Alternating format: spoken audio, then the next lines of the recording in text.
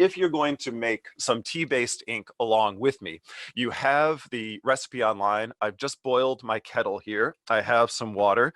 What you'll need if you want to play along is just a container, any sort of a container, and 4 or 5 black tea bags. Drop them into your container and then add about 100 mils of water to it. So I'm going to do that first. I'm going to take my tea bags, and then while our tea steeps, we're going to get to drawing. So I'm going to take those. There we go. There's 4 and 5. And when you put your water in, just make sure that the water covers those tea bags completely. So I'm going to shove them down there into the bottom, and I'm going to add about 100 mils of water, just enough to soak the tea bags and cover them. I don't want to do too much because I don't want to dilute it. That should be enough. And I've got a little stick here, and I'm just going to push them down and in. There we go.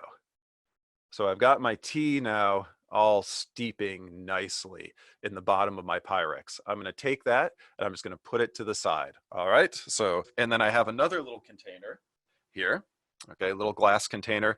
And what I'm going to do now is I'm going to take each one of those tea bags out, and I'm just going to squeeze it. Make sure it's cool enough. Don't touch it, please, if it's still hot. But if it's cool enough, I'm going to take that tea bag out, and I'm going to just, as you can see here, let me grab one.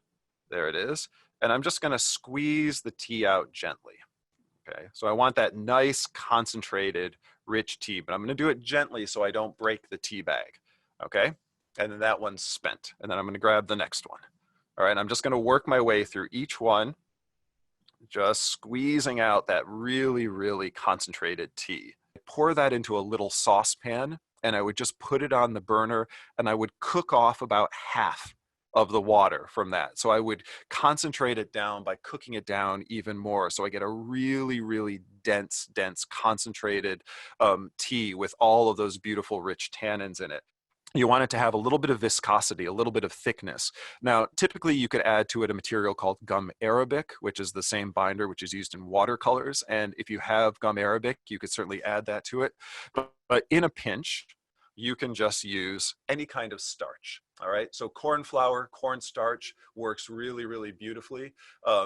But you can also use this tapioca flour. So if you take that and you just take a pinch of that and put it in there, it'll add a little bit of thickness to it too. So the next stage I would do is I would cook that down, and then I would add a little bit of starch to it, but you don't even have to do that. You can use it just as is right now, and it'll make a really, really lovely, a lovely mark on your sheet of paper.